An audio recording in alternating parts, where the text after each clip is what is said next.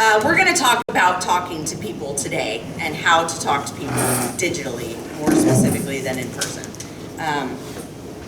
I'm not much for talking in front of people. I'm more of a behind the computer, behind the scenes, kind of Wizard of Oz situation. So bear with me. I'm going to do my best on it. A little bit about me for those of you who don't know me. Most of you do. My name is Tamara. I run a marketing agency called Business Boldly. I do website building, social media marketing, content marketing. I create CRMs, pretty much anything business, content, and or marketing related. I can help you with or point you in the right direction of someone that can. Today, I decided our topic was going to be about how to build your network and your referral connections digitally and online in a way that makes sense and doesn't take you all day.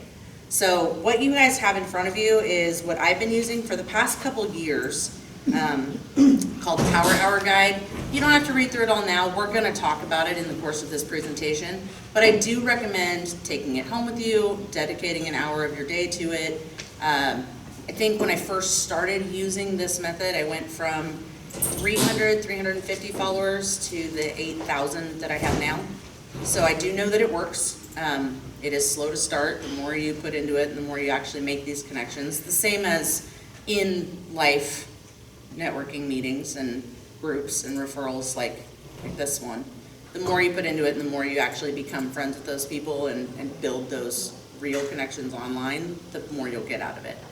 So we're just going to do a quick little breakdown on each of these and chit chat. If you have questions, please feel free to stop me. I'm not sure how long I'm supposed to be talking or not talking. Doesn't matter. It's like that show. The games are fake and the points don't matter. Yeah, It's like that. kind of like that. Okay, got it. Cool. So I'm sure many of you guys with your social media have been told you need to be online, you need to be present, you need to be on every platform, you need to post and do all the things, right? That's how you grow your social media. Yes and no, not necessarily. It's not about being on every platform all the time and being glued to your phone and your notifications. It's about being intentional and effective with the time that you are spending on social media. How you're putting your message out there, who you're talking to, and kind of what pieces of it you're focusing on. So the way that I broke this down was 10 minutes a day in these 6 little chunks. So the very first one is you're gonna reach out to your current circle of people you're already friends with on Facebook or Instagram, whatever your favorite platform is. I'm gonna say Facebook. The vast majority of the time, because that's where my clients live and that's where my demographic lives. If you're pitching services to, say, a 25-year-old or a 26-year-old, you might want to spend more time on Instagram. I'm going to talk mostly about Facebook because that's the widest demographic group and where most of my people are. So when I say social media, it's often interchangeable for Facebook in my head. But again, pick your platform. So you're going to start by reaching out to your immediate circle, your neighbors, your friends, your family. When I say reaching out, it's not, do you have business for me? Do you have, referrals that you can give me? It's looking at their kids' graduation photos and saying, wow, May looked really good in her dress. Does she have a good time? It's making real, genuine communication and friendships with these people. You're not looking to solicit anything. You're looking to deepen your connections. Again, trying to make that online presence a real life presence for them. So you're going to take 10 minutes, you're going to check in, you're going to like, you're going to comment, you're going to leave something of value and show that you actually do care about that person.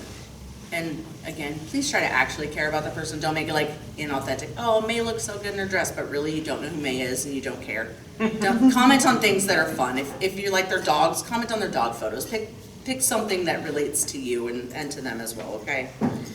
Familiar faces are always going to be your warmest leads, and they're the people that are most likely to support and refer you.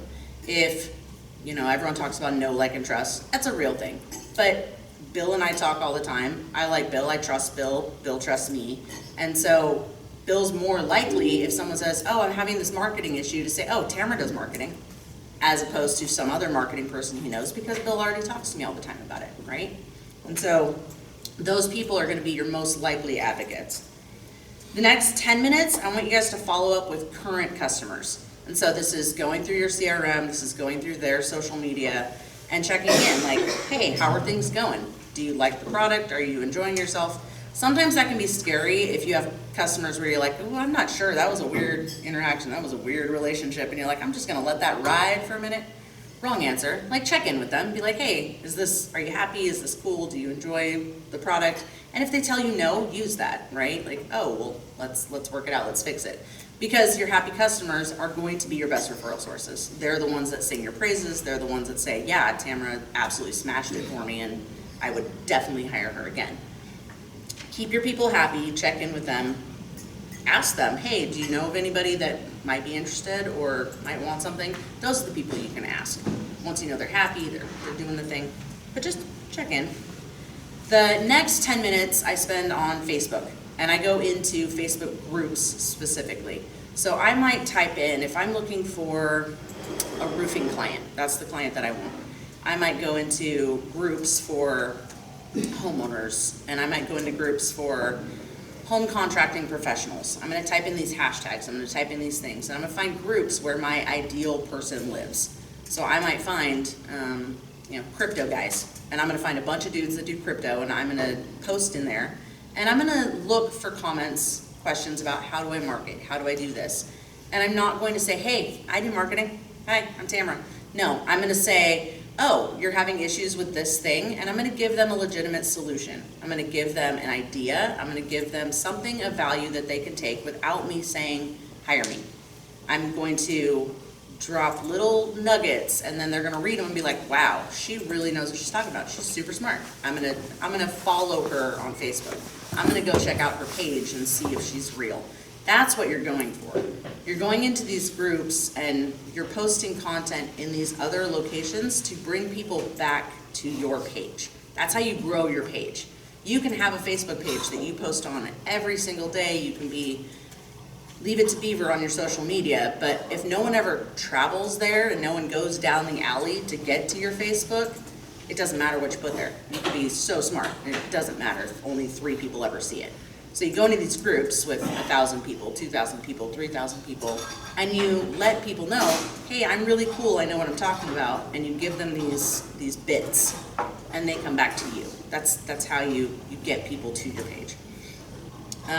Just be helpful, be smart, ask questions, and then go ahead and add folks that you want to connect with. If you find someone in that group and you're like, oh, their vibe is cool, I like them, add them as a friend. Grow your network, grow your connections that way to start bringing in your ideal people. The next chunk of time that I spend is on Instagram. Now, with Facebook and Instagram being linked, that may have changed up a little bit as far as your content posting goes, but Instagram is more for those visual people. If you have a product, let's say home services, works really well for home services. Before and afters, anything that has a visual impact on how you've helped people, Instagram you're gonna get a little more traction with. Now for some of you guys it might be TikTok. For the theater it might be snippets of plays, it might be pieces of shows.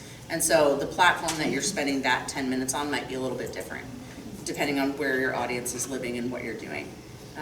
If you guys want help figuring out where your audience is and what platform they're on, actually just did a really intensive deep dive on social media demographics, targeting, and audience. I can send it to you guys if you want.